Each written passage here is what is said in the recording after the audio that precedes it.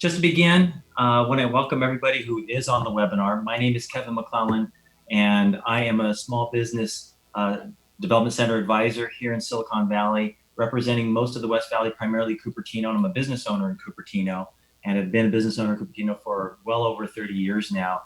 And I'm very happy today to partner with the City of Cupertino for this webinar and the local Chamber of Commerce, the Cupertino Chamber of Commerce, to get the word out to the local businesses. We know that right now there's a lot of uncertainty. We know that there's a lot of different programs that are available, and really wanted to take some time to bring some resources into the City of Cupertino and the surrounding area to address some of the issues that are going on and to give some updates on things that are happening.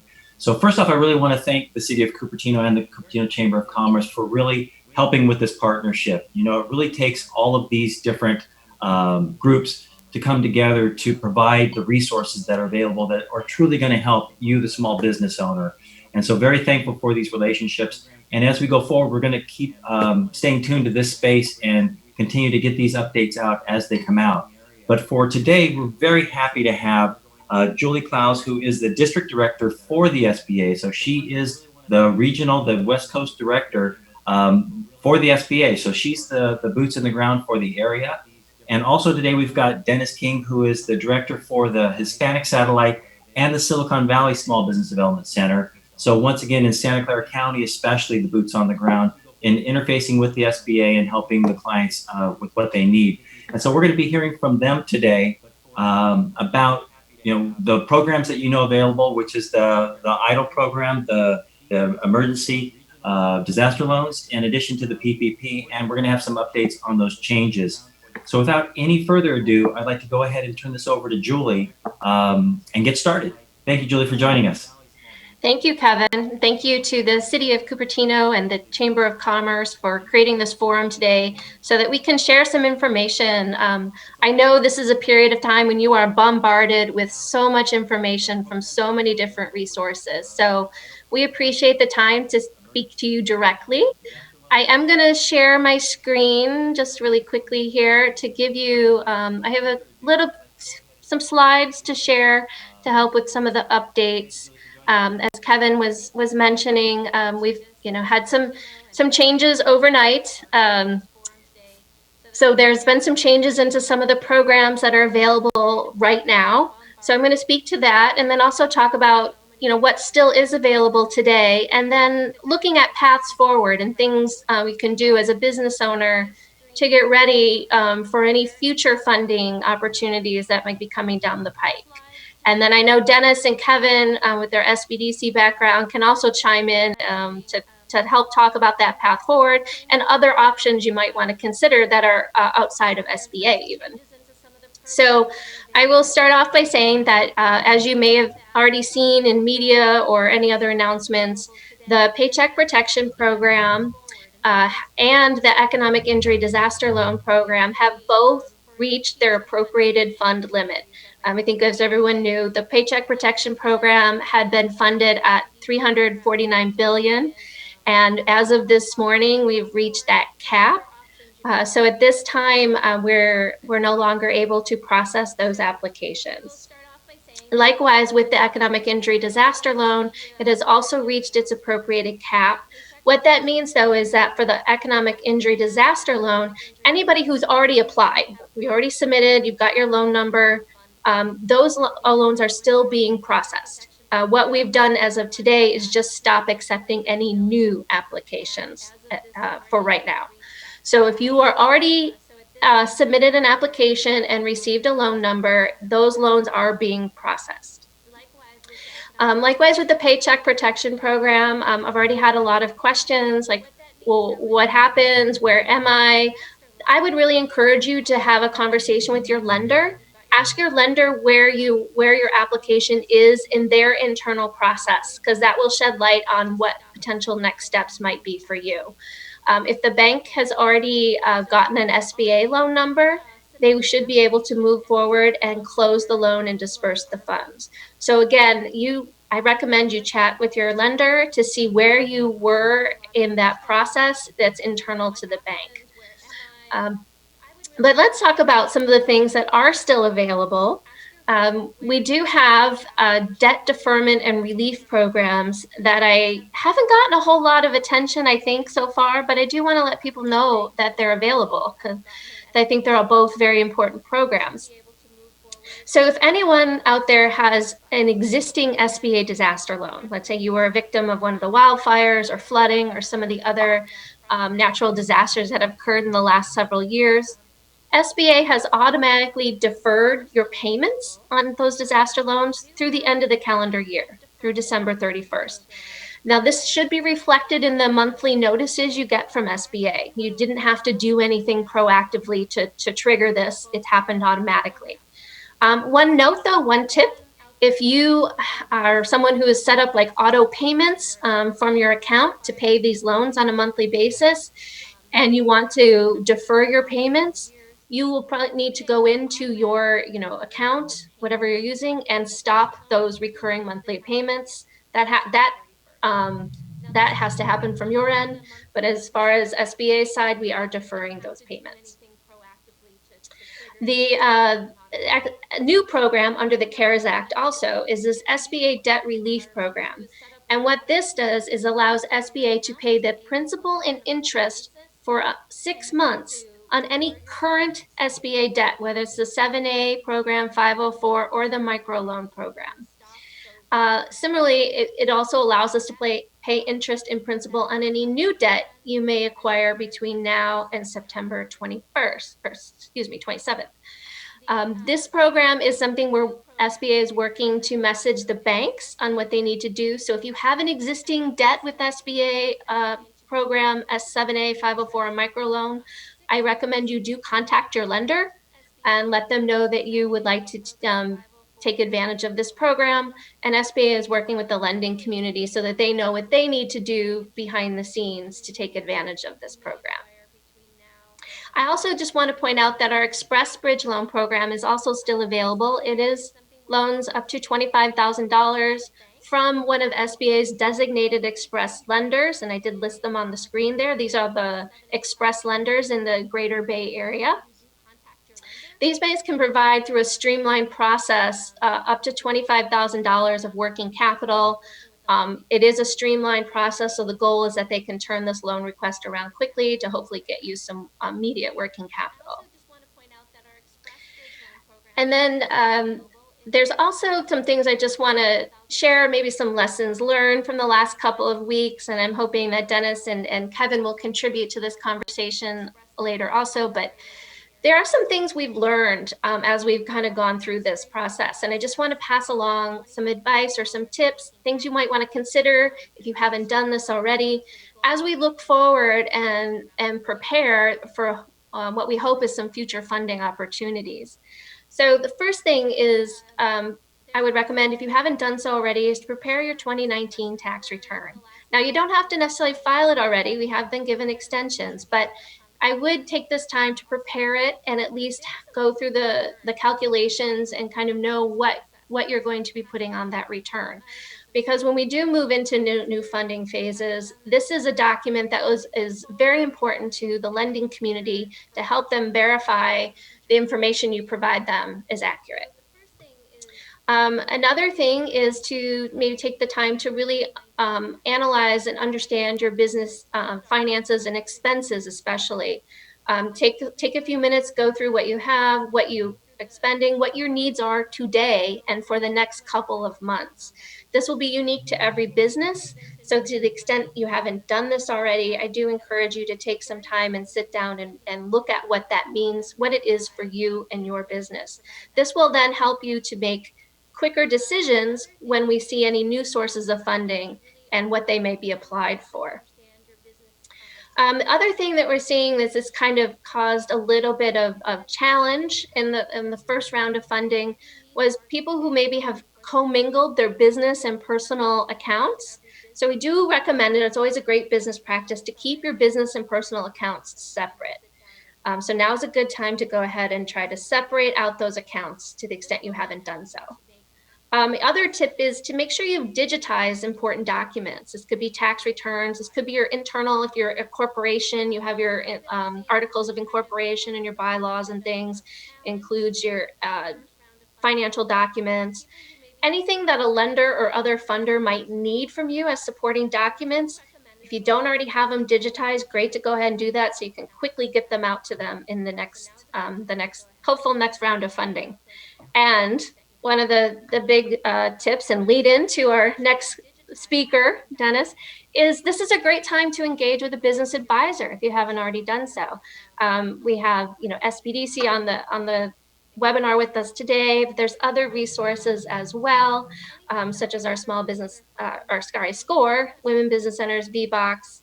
There's a range of resources out there, and all of these counseling services are free of charge to you. So you've got a lot of challenges you're going through right now as a small business owner, and I really encourage people take advantage of having this advisor there to help you, whether it's funding issues or other issues that you're struggling with or decisions you're struggling to make. So this is a quick way of how to reach SBA. As you know, we are still open, albeit we're operating by phone and email these days, along with everybody else. We do have an intake box, a mailbox at sfomail@sba.gov. We also have our own district office website, sba.gov/ca/sf, where you can find our resource guide, to find links to the different resources that are on this slide. You can also find a list of SBA participating lenders and some other great information. And then also this is just a list of the websites and other resources that you might want to take a look at. If there is contacts on here too, if you have an SBA existing disaster loan and you have any questions, you can contact the loan servicing office that was assigned to you. It will be either Birmingham or El Paso. And then there's also just some information if you have an existing, or if you have an existing application for the EIDL loan, that I have the number there for our customer service line for the disaster program. And then I did leave the links up for the Paycheck Protection Program because now is also a good time to go in and look through that in anticipation, again, like I said, of any future funding opportunities. So with that, I'm going to kick it over to you, Dennis, or back to Kevin. I'm going to stop sharing. Yeah, just before we do that, we are going to have a Q&A after the presentation. So if you do have a question, and some are already coming in and they're really good questions, we will get to those questions. We're going to kind of curate and go through them. But if you do have a question that pops into your mind, go ahead and include that in the Q&A, and then we'll be going through and curating those after Dennis's presentation. But with that, I'm going to go ahead and turn it over to Dennis, and I'll go ahead and get his. Ready? Yep, all set. Great. Well, good morning, Cupertino. I'm looking forward to our discussion. Thank you for allowing us to have this dialogue. Small Business Development Center, we partner with the Small Business Administration. Our local funding partner here in Santa Clara County is the County of Santa Clara. Next. There we go. Actually, there we go. So there are about 1,000 small business development centers across the country, which makes one of SBA's largest partners to be able to help small businesses start and grow. Until recently, we did most of our services through workshops and one-on-one advising, but we have to practice what we preach to our small businesses about pivoting. So now we're doing a lot by webinar, by email, by telephone, and by sign language. So we'll just continue to work. The basic message is that both SBA and SBDC, we're open for service for you. We partner with a lot of local organizations. Our major message is that we try to provide access to information and resources to help you sustain and grow your business. Please keep this website in mind. It's ours. We try to stay current with all the information, particularly with federal loans, but other loan programs as well. We maintain this on a regular basis. A lot of the applications are on our website. Certainly the application to become an SBDC client is also available there.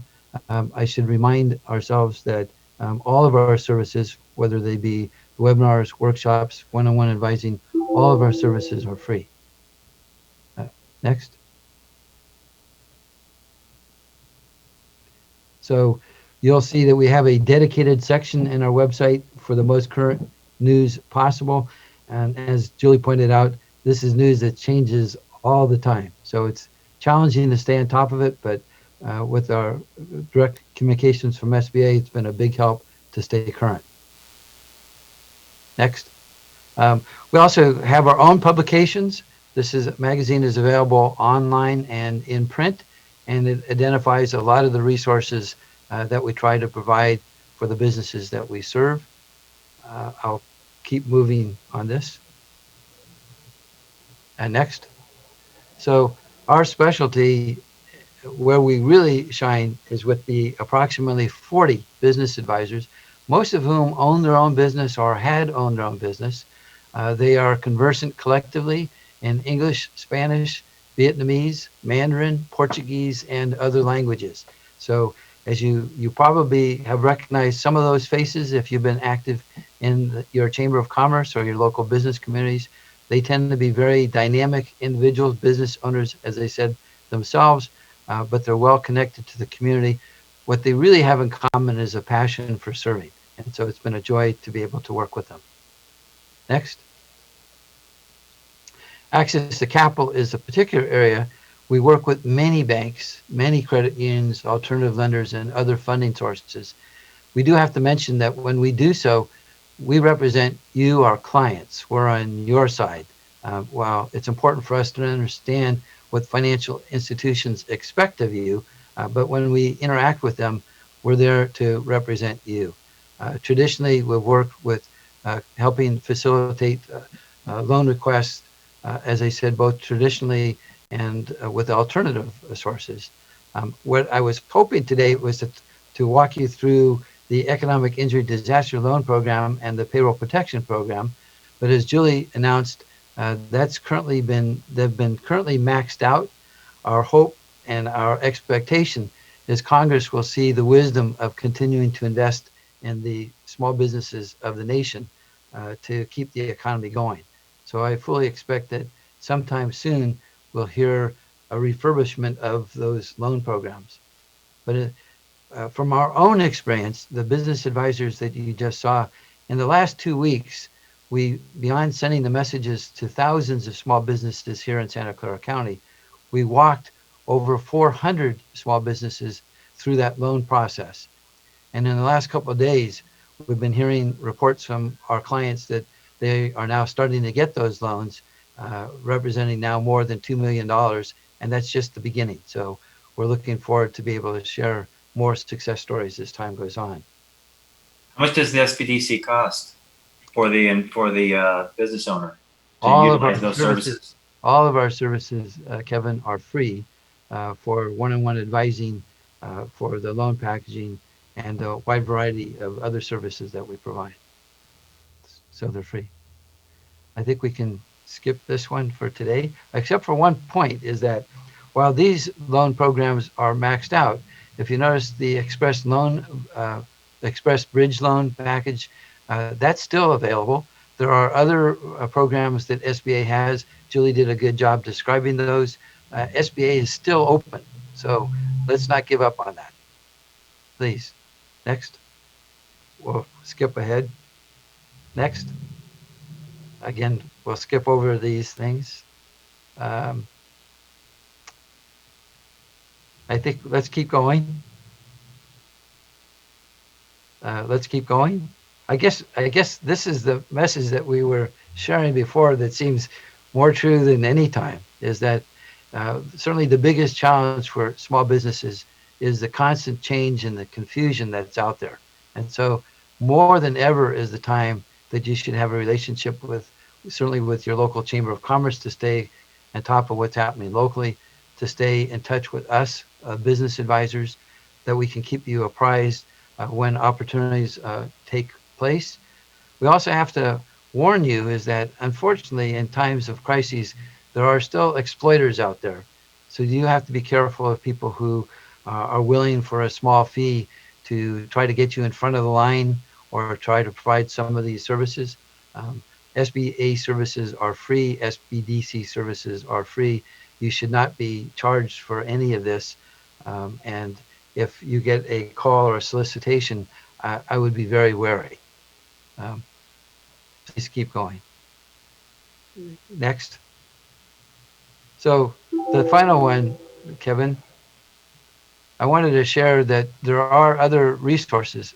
Next, Kevin. I wanted to be able to share other things. The state of California has a $50 million program for small businesses that is going to be channeled through the iBank. We are trying to stay in touch with them through GoBiz of the state of California. Actually, you kind of jumped ahead, Kevin. Did you still need that slide? I wanted them to see it, please. Thank you. What I'm inviting you to do is to sign up, become an SBDC client. We don't charge for our services. We'd like to be able to keep you up to date on these various programs. The state of California's program is not currently open, but it could be by the time that we're through talking. It could be today, tomorrow, anytime soon. There are a number of local communities that are stepping up with their own loan and grant programs. I was going to rattle off some names, but that's changing on a day-by-day basis also, and we'll try to keep that posted on our website. So please take advantage of this website that you see in front of you. Sign up to be a client. Allow us to work with you to be able to direct you to the resources that can help you right now and for the long term. If there's any one message, I think it's equally true for SBA as it is for the Chamber of Commerce, as it is for us, is that we're here for you. So we are rooting for your success, and we'd like to do whatever we can to help you get there. Thank you, Kevin. Great. Well, thank you, both of you, for that updated information. And yeah, the curiosity is going to be is how quickly the other loans that have been unavailable because of the bandwidth required by the EIDL and the PPP, how quickly those come back. But additionally, there's probably a lot of questions and concerns around, how soon we're going to get the additional funding. I don't think any of us quite know that, right? No, but I think, Kevin, I think Julie was right on target when she said during this lull, now is the time to get ready. I mean, if there's any lesson that we've learned, don't wait. So be prepared. So when the opportunity presents itself, move on it rather quickly. That's not the time to begin gathering your financial documents. You should be doing that now. Well, and I appreciate the message because, one of the most important pieces of this webinar is to really explain that it really is that partnership between the city, the Chamber of Commerce, the SBA, and the SBDC, in this case, the Hispanic Satellite and the Silicon Valley Small Business Development Center, to be the resources. If your accountant is going to help you with the paperwork, pay him to do that. But if you're one of those people that doesn't have a lot of resources and you need some help, there's so much information out there. And I'm going to have Angela put in, the city additionally, and the chamber also have updates. So I think between those four websites of the city website, the chamber website, the SBA, and the Silicon Valley SBDC, there's going to be some real accurate and pertinent information. I think it was mentioned that the information changes virtually daily right now, sometimes by the hour. And so the websites may not reflect what just happened, but there are lots of people that are working to keep those sites up to date. Julie, did you want to make another comment before we get into Q&A? No, I think, thank you to both of you. And I think that comment is spot on. We don't know, we could speculate all we want, but none of us know what the next round of funding might look like. So rather than try to speculate, as I said, I think this is a great opportunity to get prepared. I think, the first wave of everything from healthcare issues to the business issues hit so fast that a lot of us didn't have the time to really prepare.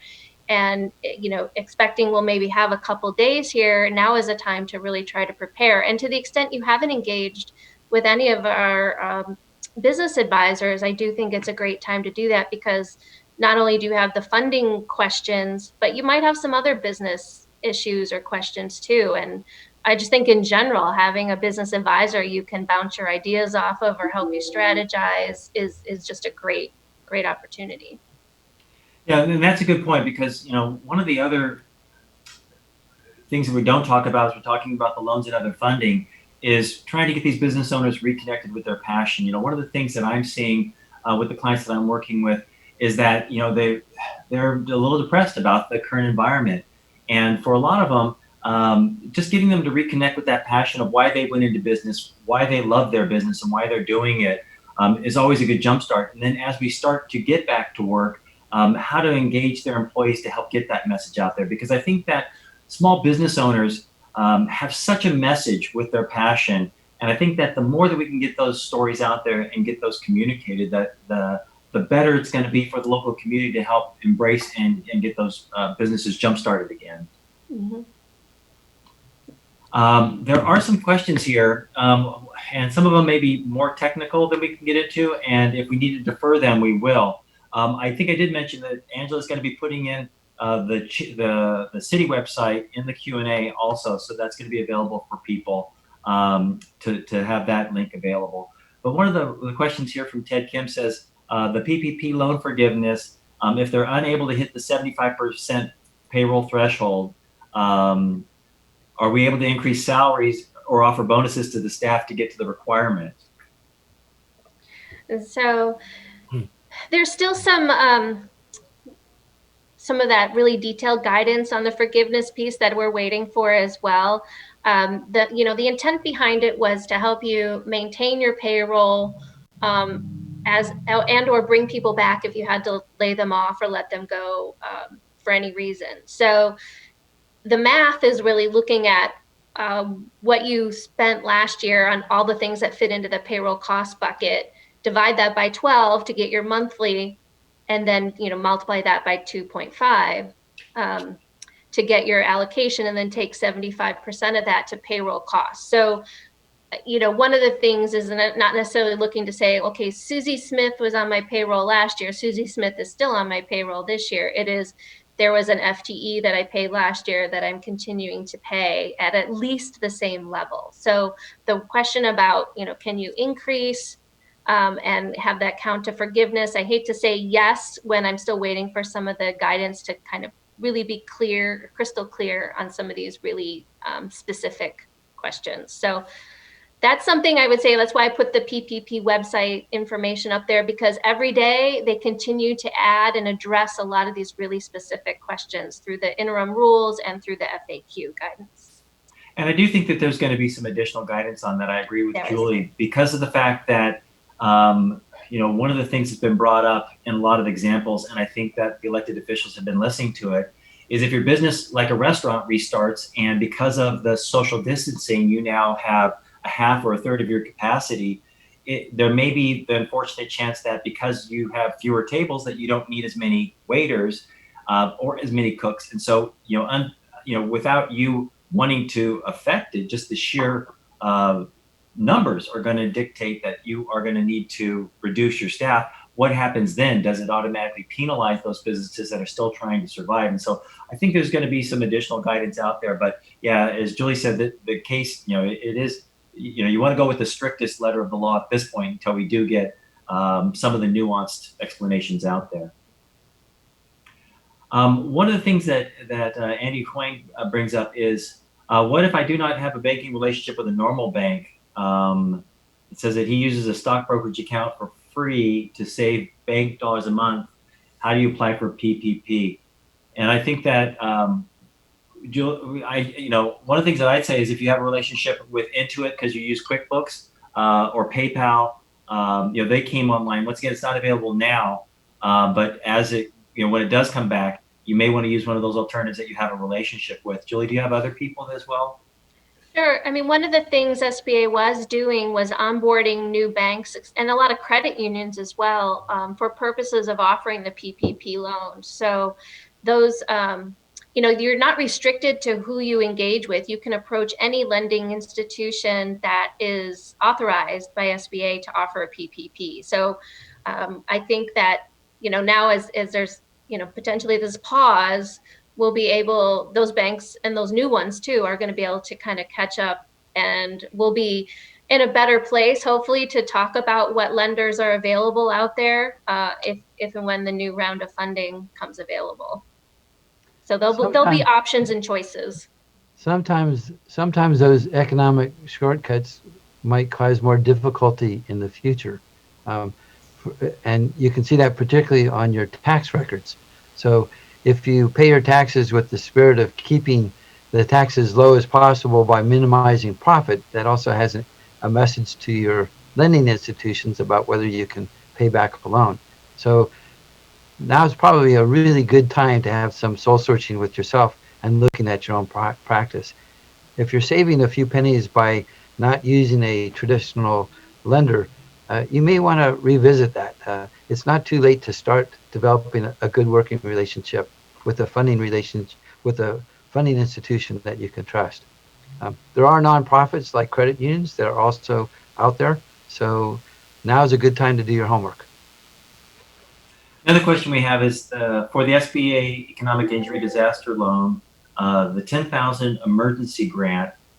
Did one have to apply for the EIDL in order to be considered for the 10,000 loan advance emergency grant? So the EIDL advance of up to 10,000 was a new enhancement, I'll say, as a result of the CARES Act to the existing program. So in order to apply for the EIDL advance, you needed to use our online application that was retooled and streamlined and posted on March 30th. So when you were in that application, it was one application for both programs, so you could check the box to be considered for EIDL advance. So you did follow the same process to apply for both. But if you only wanted the EIDL advance, that's okay. You could accept that amount of money as it is offered to you, and then you can always decline whatever other funding might be made available to you through the EIDL program. Good. Another one that's interesting in the questions is it says I own a small business for 4 years but have no business account, only have personal banking accounts and have been doing financing through personal accounts, but it evidently disqualified them for applying for the PPP. They think it's unfair and wondering if there's a way the SBA can change this before the 2020 business account requirement. So I will say that that's not a factor in our SBA loan programs. That's something that the banks I think were looking for and some of their internal policy decisions. So that's not something that we imposed upon the lending community. I think, and Dennis and Kevin, if you want to weigh in, I mean, I know we've always encouraged people to keep their accounts and their finances separate, just as a good practice for business, but I don't know if you want to add anything to that. Actually, I probably would have said just that. If you had gone to any of our Business 101 trainings, we would strongly encourage you to make a distinction between your personal income and your business income, and whatever financial relationships that you've got. Just for your own tax purposes, for your protection, for so many reasons, you really should have two buckets. And the more that you can keep them apart, the better that you'll be able to work in the future. Yeah, and that is it. The hope for any small business is that you're going to grow. And the more that you have those intertangled and intertwined, the harder it is for the business. Even if you're a sole proprietor, being able to have those separate buckets allows you, as you want to perhaps incorporate or even expand in other ways, to already have those buckets separated in order to have that distinction of what that impact's going to be and what, really what the difference is between your financing stuff. So I think that's very well said. Yeah, you certainly don't want your business income to be taxed as a personal income. So for so many reasons, you really want to keep them separate. Better for tracking, better for leveraging for other resources in the future. Another attendee, acknowledges that the Paycheck Protection Program for small businesses is already out of money. The questions they have are, does this mean we can no longer submit an application with our bank / loan providers to apply for the PPP? And I believe the answer to that is yes, right? I mean, they're not accepting loans at this time, correct? Right, you'd have to ask the bank. I can just speak from the SBA side. We're legally not allowed to accept any applications and just queue them up even because we don't have appropriated funds to support that right now. So we have to wait until we have more appropriated funds before we can, even start a queue again. But I don't want to speak for the bank's behalf, but I can just speak for what SBA has to do under the law. And then their second question in regards to this was explaining how the funds are distributed from the government to the lenders and then to the small business. So this, for PPP, it's a government guaranteed loan program. So what that means is that the bank is actually making the loan. So the initial disbursement of any funds is actually the bank's money. In this particular case, what SBA has done is offer 100% guarantee to the bank, which is something I don't think we've ever done before. And we also have this forgiveness piece. So remember, the first iteration is the bank agreeing to make the loan and dispersing funds from its resources. When it comes to the forgiveness piece, more detailed guidance is forthcoming. There's a little bit already out in the rules, but basically the borrower is going to need to come to the bank and say, okay, here's how I used the money. I was in accordance with the rules, the 75-25 split, and I would like my loan to be forgiven.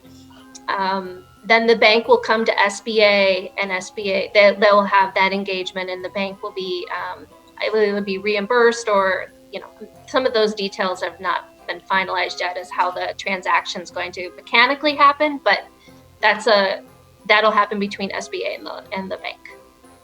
If I can add, the advance that was going for the economic injury loans, the process for that is that you identified your financial institution when you applied, and that advance would be deposited directly to your bank. There's a reasonable chance that if you applied a couple of weeks ago, you may have already gotten it, and it's sitting in your bank account. They don't necessarily notify you that that you've got it. So you might want to check your account. Good point. The third and final question from this attendee is, do you expect additional PPP funds to become available in the coming months? We can't speculate on what Congress may do. I think we're all very hopeful. Yes. So I think we're all hopeful. And I personally am counting on the wisdom of Congress to see that investing in small businesses is an investment that pays back in multiple ways. And hopefully they'll see the need and the urgency to do it quickly. But Julie's right. Nobody can predict Congress. Now, this is an interesting question. It says, we started an online application. Should we still move forward in contacting our bank to complete the PPP process? I guess the question that I would have is that if they started it, did they not finish it? But if they did finish it, then they should contact their bank if they haven't heard. I would definitely say contact your bank, because I don't know what the internal bank policy or process is going to be right now at this point. So they're best off contacting their bank.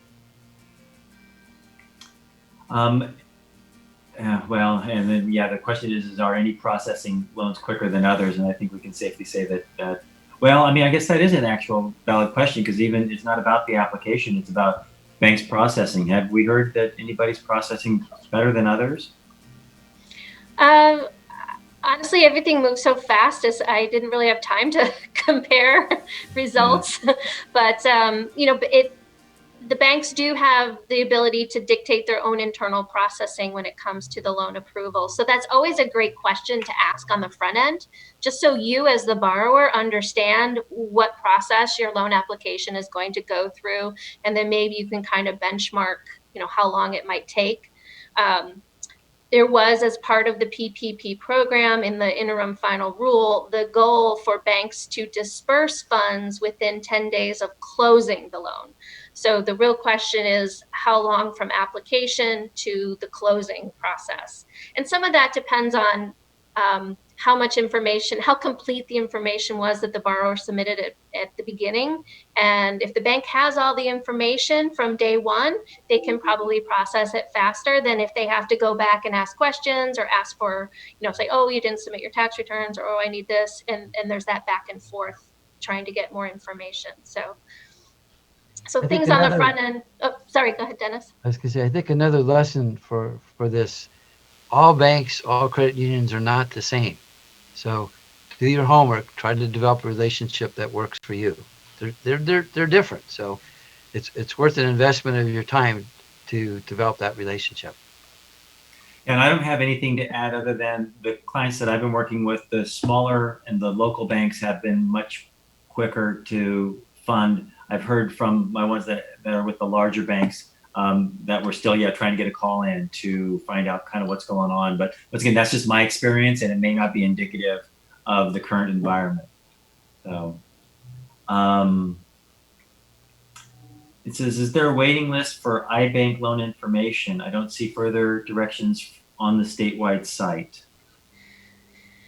I know there is a link, but I'm trying to remember what that link said off the top of my head. I don't remember if it was to get, more information pushed to you when it opens and becomes available. I think I would just refer you back to the site because I can't remember what exactly it said. It was business.ca.gov/coronavirus. Should take you to the iBank program information. Many of those links, by the way, are on our website. Perfect. There you go. Another good reference to that. I said I sent all the required documents through B of A for the EIDL and the PPP almost 2 weeks ago. Yesterday I got an email, but it would not let me log in and answer any other questions they had. I finally heard back last night from the bank officer, and the answer was they are having issues and to keep trying. Then I find out they have closed this. Does this mean I'm totally out? It has been more than challenging to try to get a hold of the bank officer. I'll do the first iteration saying that this was kind of my experience. The larger banks seem to have a lot more issues, but I don't know about yours specifically. What do you guys have to say on that one? Yeah, there's nothing that I would be able to personally see or discover on that. Unfortunately, you'd have to keep trying to reach, a Bank of America representative through whatever channels they've provided, whether it's phone, email. I'm not sure. Hopefully they have a dedicated, I think a lot of banks set up some dedicated phone lines and email boxes and intake boxes. So if they have that, I would say just keep trying to reach someone through those channels. We certainly have heard a lot of stories as we interact with clients. I'm not publicly going to be pointing fingers, but what I strongly recommend, learn from this. Learn how your bank is treating you. Learn, understand how did they respond to this crisis. This has been this crisis continues to be a test of relationships as well as our ability to perform. So if you can just take a deep breath, let's see what relationships work for you. If they didn't, well, then maybe you need to explore relationships that can work for you. No, I think that's a huge message of what we're talking about today.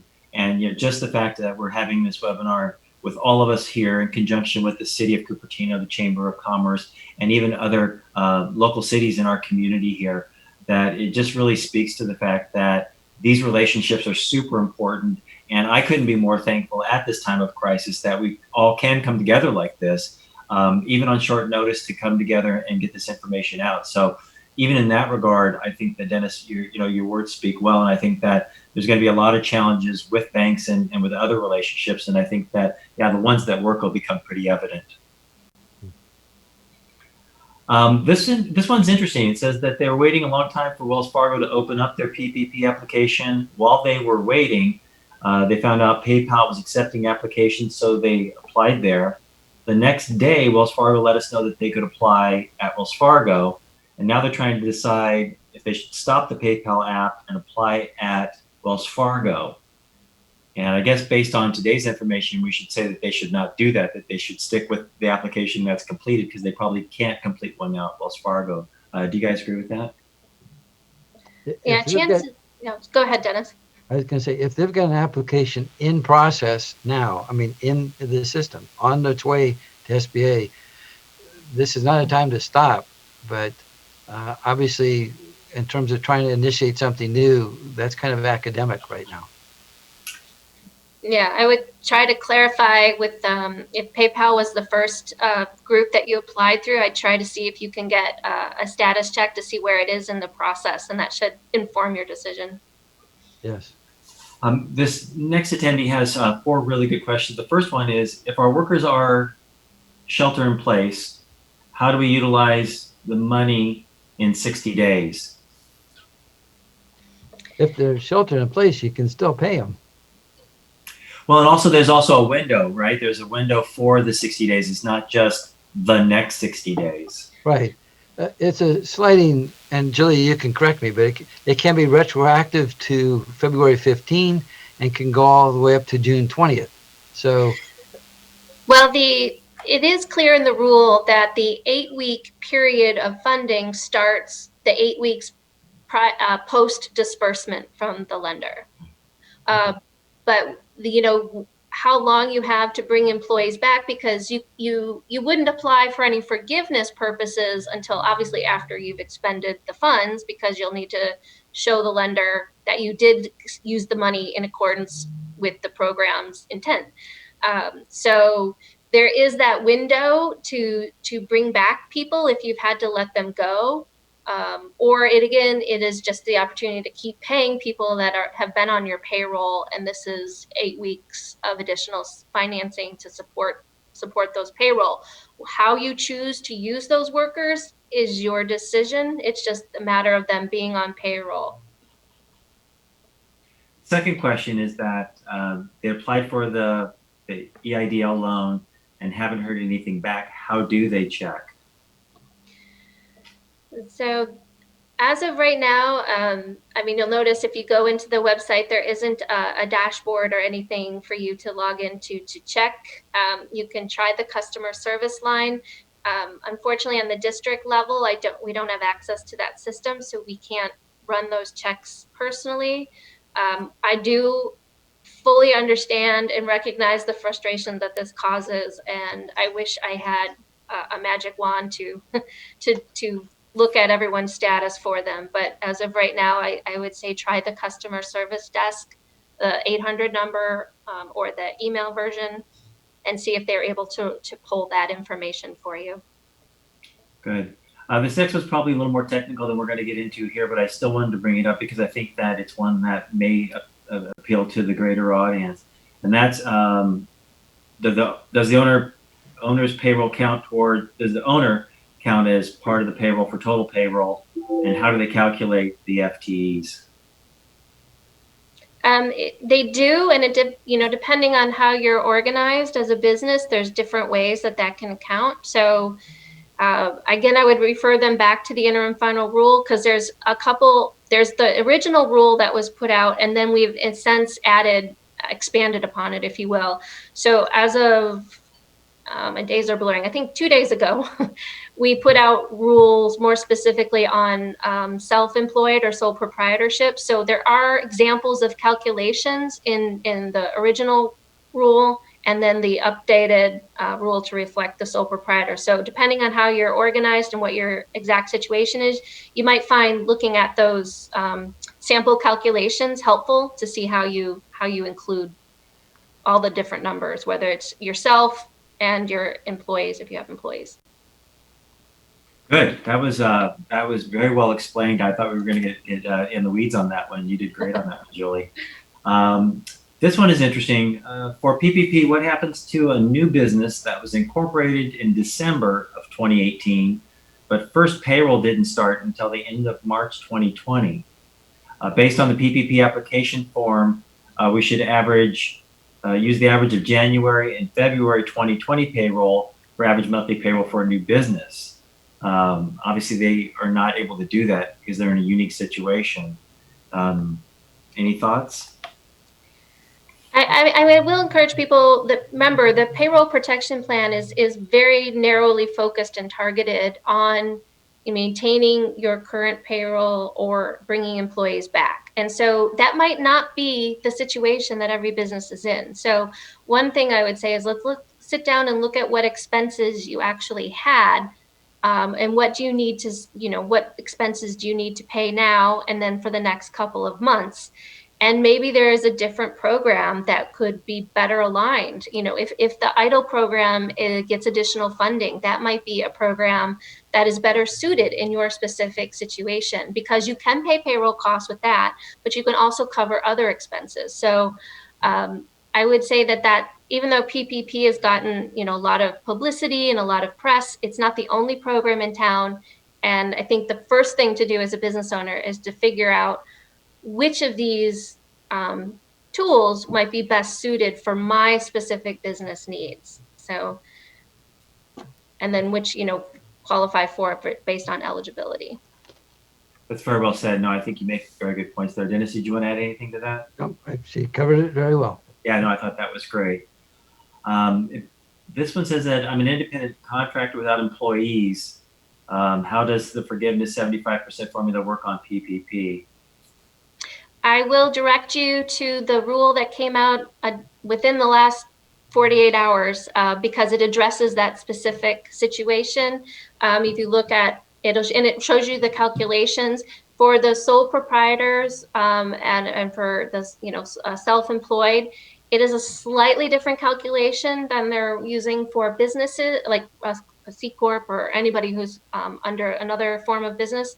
So I do encourage you to go through it. There is a simple calculation of what counts for your payroll in your situation. And then there's a slightly different calculation for how you do the forgiveness piece. And you can read the full rule, but one of the reasons why the calculation is slightly different is because we anticipate a lot of these self-employed and independent contractors aren't necessarily going to have the same types of overhead costs, rent and utilities necessarily as a regular business might have that, got a storefront or some other thing. So the calculation is slightly different only because it's meant to try to help you given your situation as a self-employed individual.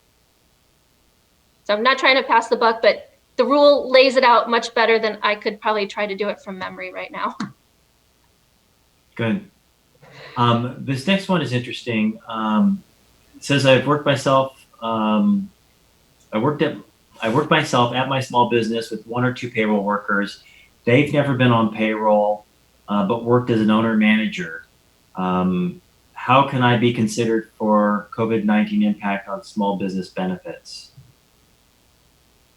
Right. What's the situation is so basically they're not taking a salary. Okay. They're the owner manager, so they probably take share of whatever the profits are. But at this point, they probably need, they don't have any of that. So they're wondering how they can actually be considered the owner manager and if there's a way to receive some of the benefits or be a part of the benefits. Right. For the PPP program, I always tell people to really read the definition of payroll costs because while, if you have W-2 employees, that makes it really easy.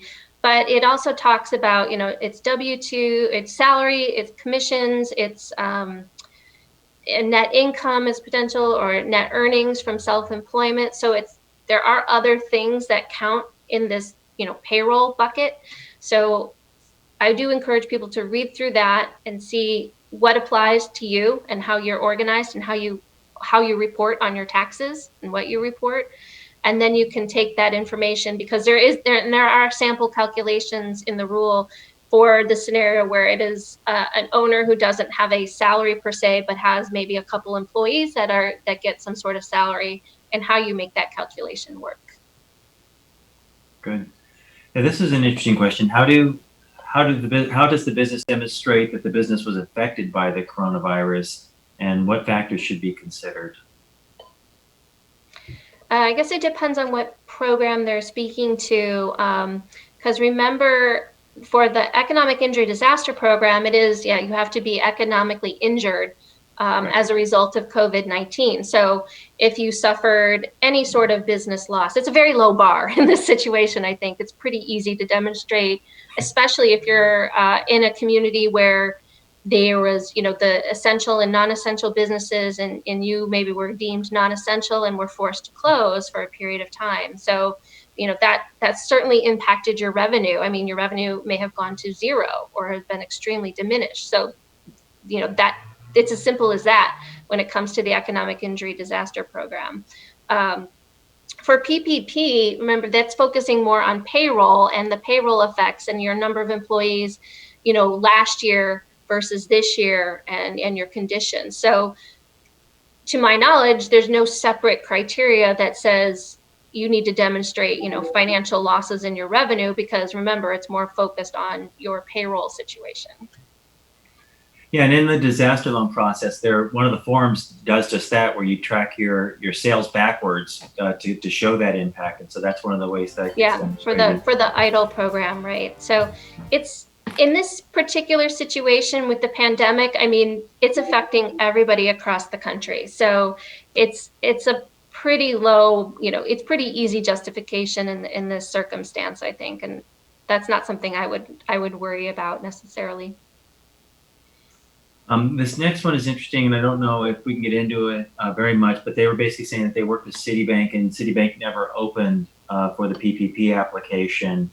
And once again, they weren't able to work with other institutions. And so I guess their question is, any suggestions on how to proceed for the next round if and when it becomes available, is really the valid question out of that. Mm-hmm. I mean, I think there's a lot of unknowns right now, but one of the things that I would say is to maybe start exploring some other potential lenders. A lot of them set up or put information on their websites because we're all engaged in, good social distancing practices right now. So the banks are making a lot of available information available via their website. I would read to see what they're saying, how they're messaging, and to see if they're taking new customers for this purpose. I think right now it's difficult to know that, because we don't know what the future of the PPP program will be, if additional funding will be allocated, appropriated.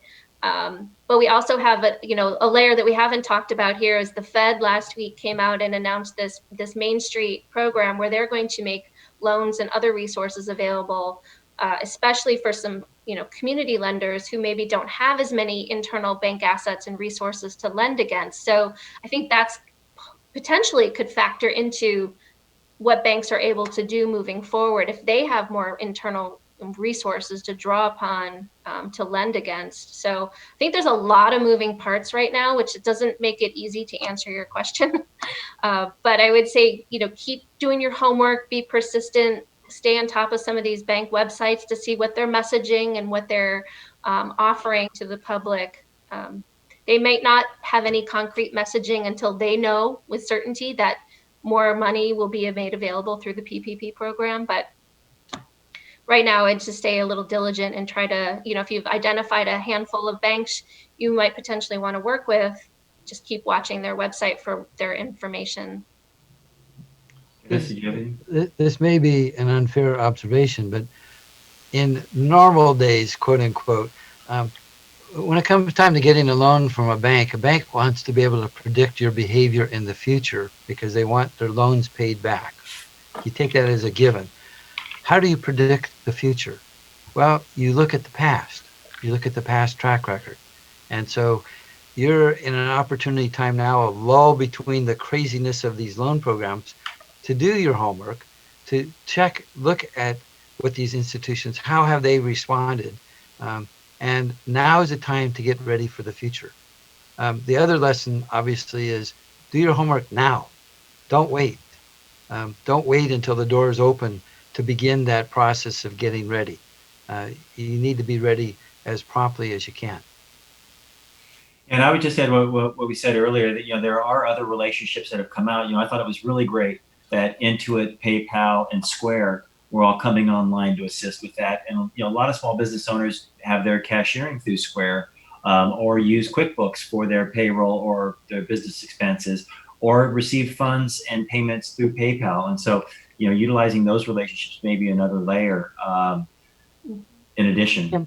Yeah, to be fair to them and to be fair to so many banks, many of them were caught off guard. I mean, this all happened in just the last, 2.5 weeks. Yeah. It takes them a while to get their act together, okay? So to give them a little bit of patience to be able to say, okay, especially those that came on at the end, well, now they should have their act together. So they shouldn't have that same kind of lull as soon as the gates open up again. I found a really interesting, factoid, if you will, to help illustrate the magnitude of the PPP program. So for SBA, we did 14 years worth of lending in 14 days. Yeah. So That's insane. Yeah. Yeah, no, clearly we're at an unprecedented time, and I was really happy that they were able to use the banks, because I think that was, the SBA had already took on a big chunk with the EIDL loans, and so I think that figuring out to use the channels through the local small business lenders was a great idea.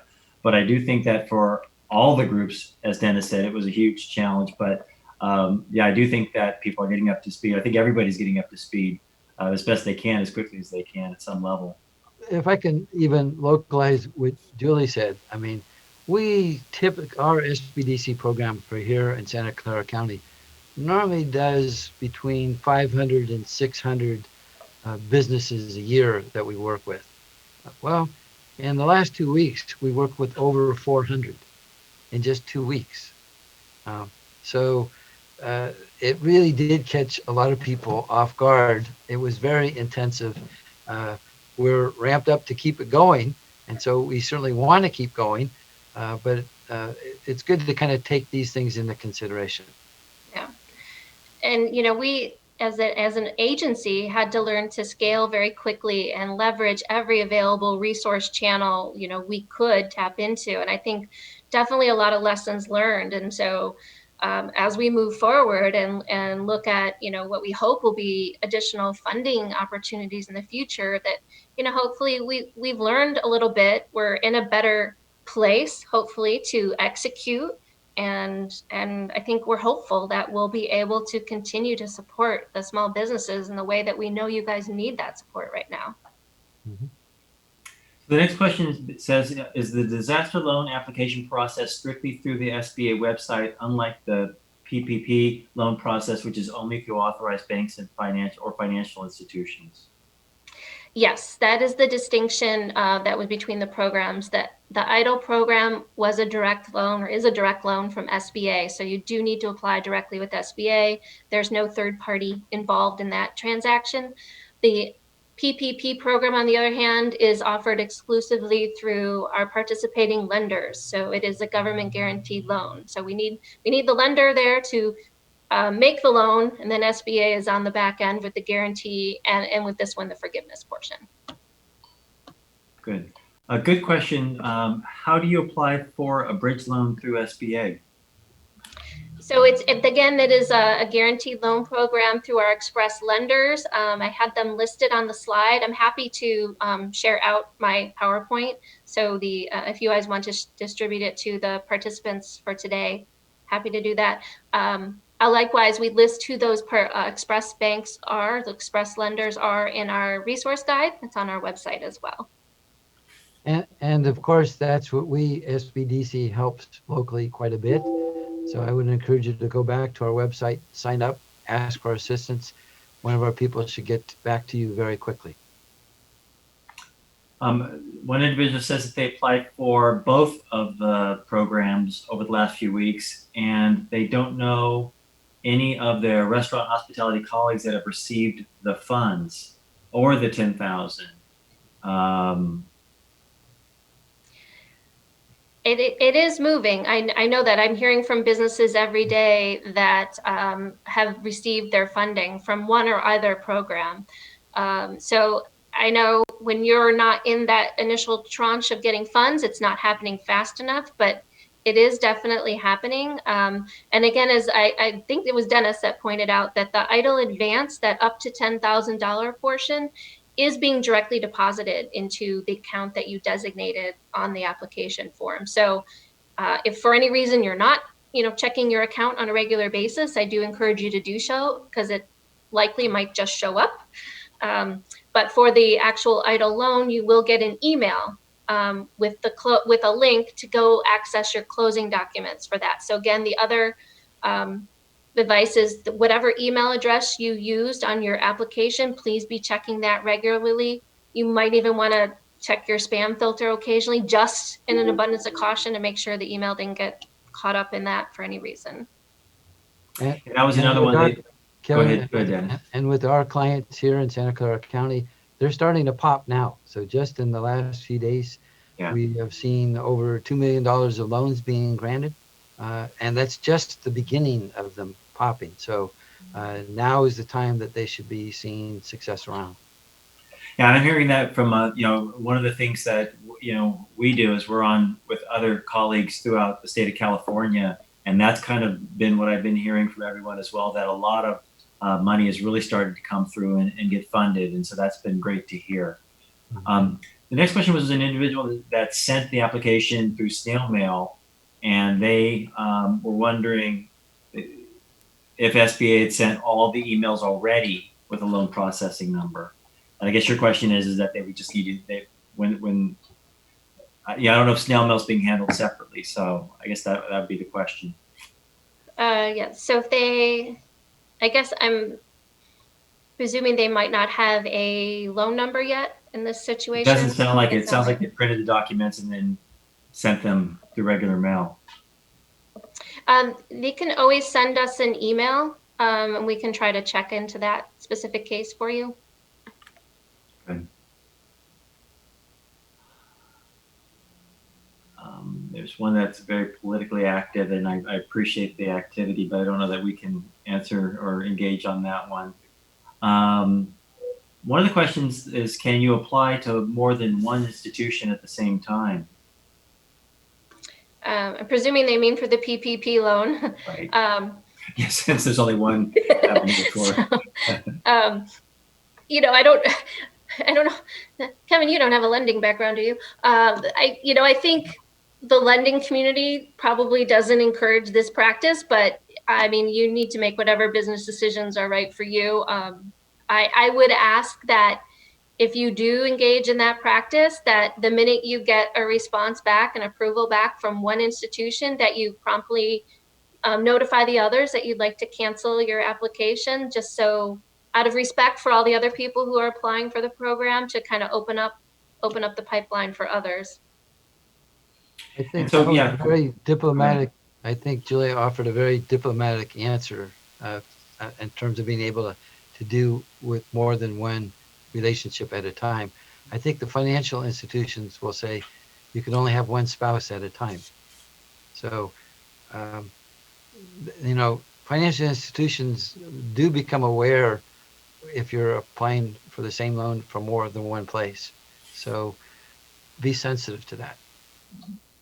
Yeah, and I guess the concern would be that, at some point you'd have to determine which one you were going to take, and that might slow down your process or even halt it. So I don't know if it's just from a nuts and bolts practicality, because at some point people are going to say, well, which one is it going to be funded through? And that's going to stop the process if it gets that far. So there's a lot of people that haven't heard back, and I guess the guidance is overall that if they hadn't heard back from the disaster loan process, that they should try to call. And the same thing kind of with the banks. Is that the basic guidance? I mean, for the economic injury disaster loan program, I would say, just, this is not what anybody wants to hear. I realize that, but I would just say, please, money is flowing. I would say, just please wait. You can try reaching out to the customer service center, but the most they might be able to tell you is that the loan is in process, because I know they're actively working on processing these loans and getting them out the door and getting people funded as quickly as possible. So that is definitely happening. The PPP program, again, I would say check with your lender to see where your specific application is in the process with them internally. I would add one step. One of Julie's colleagues had recommended that, first of all, if they're applying for the economic disaster loan, they should have an application number already. Mm-hmm. And if the application number starts with a 3, they should probably hang in there. It's in progress, right? If it's some other number, it's probably not. Yeah, with the ones with the 3 are the designation of people who were applied when the EIDL Advance program became available. So that wasn't authorized until the CARES Act passed. So from basically March 30th onward. So that queue is moving forward, and those are definitely being processed. And like I said, there's sometimes for the EIDL Advance, the money is just showing up in your account. So definitely. I know those are moving forward. That's all I can say. But if you want to try to check, the only resource I can offer you right now really is the Disaster Customer Service Center. One interesting question: the parent company is overseas. Is the company eligible for applying for both these programs, the PPP and the EIDL loan? So I know that foreign or a portion of foreign ownership is not an absolute prohibition, but there's a lot of other factors that go into it. One of it is our rules on affiliation, for example.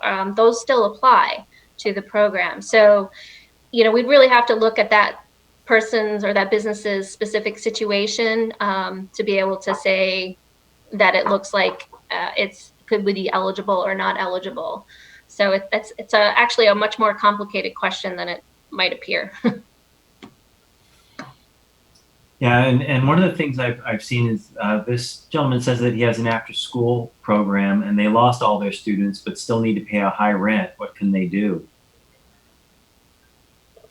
Well, one of the things, if you haven't talked to your landlord, I would definitely recommend you speak with your landlord to see if you can come to any sort of agreement, outside of the loan financing programs. But that would be the first thing I would do.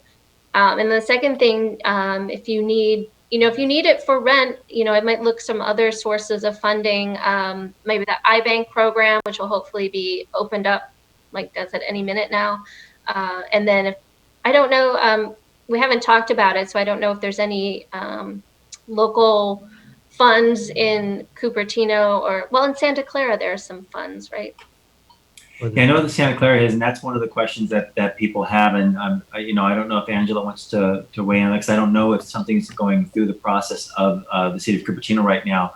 But the question is just that: is Cupertino considering establishing a small business assisting grant program similar to the one in the city of Santa Clara? And that one I don't know and haven't heard. But I'm sure at some point our city council will consider it if it isn't already in the pipeline. I've got to assume that a lot of local cities, especially in this area, look at what the others are doing and try to model things to be of similar assistance. Then it says, can you provide a link to the SBA guidance for independent contractors? Mm-hmm. It's if we go back to the slide deck, it is the simplest way is just go to sba.gov and follow there's a big box, coronavirus, support, click through there and click to the funding option for Paycheck Protection Program, and all of the rules and the updates are posted there. So it's. Okay, yeah, this one is a single, they have a single person S-Corp owner employee doing consulting work by themselves and paying themselves on W-2. The company does not have work or revenue now. They applied for unemployment benefits, but if they get the PPP loan, do they need to cancel unemployment and run payroll for themselves immediately, though they still don't have any work and may not have work for some time? Right, and that comes to the business decisions you need to make for yourself, and where you're going to derive the greatest benefit based on what your funding needs are. Because you can't really double dip, so to speak. So you're either employed or you're not employed. So if you want to go the unemployment route, that is definitely an option. But you can't go and get PPP funds to pay you for the same time period that you're trying to collect unemployment. So if that makes sense. Another one says they just received $1,000 from SBA. How do they determine the loan amount? I don't know that we can let them know that, because obviously everybody's circumstances are different. Yeah, I'm guessing that was the EIDL Advance program, which was the up to 10,000, which was calculated as $1,000 per employee up to the $10,000 cap. So if they are self-employed or only had then they would be eligible for the $1,000. And the last question on the list, it says that they are a W-2 with their own restaurant, which is an S Corp, but have stepped back from work to give some needy employees hours at this difficult time. I don't have hours to work myself and hence not paying myself. If I get a PPP loan, can I give hours on priority to employees till we are fully staffed? And once again, they're all paid from PPP funds. Can I pay the balance to myself to get the full forgiveness? So I guess they're trying to prioritize what they do with the money. They want to try to qualify for the grant, but at this point, they're trying to earmark for their employees, which is pretty noble. It is, and I think, in some regards, it turns out to be the math game, and you might want to go look at the sample calculations and run those numbers for your specific scenario, because there is a calculation for how you determine what your potential loan size would be. And then there's a separate calculation for how that forgiveness piece will work. So without having your specific data, I would recommend you maybe go back and look at those calculations and run through the numbers just to see what your scenario looks like. Because remember, at least for forgiveness, at least 75% of those loan proceeds need to go towards payroll costs. Now, which employee and stuff is not necessarily designated. It's looking at, the amounts and looking at at least 75% of that loan amount going towards payroll costs. So one way is just to sit down and just do some simple calculations to see what that means with your specific numbers. Good. Yeah, and thank you both for being so open and willing to answer questions, especially with the changing environment. Just even today, as of this morning, just the landscape changing very dramatically with the closing of the two programs that we were getting ready to talk about. It just really kind of typifies the environment that we're looking at.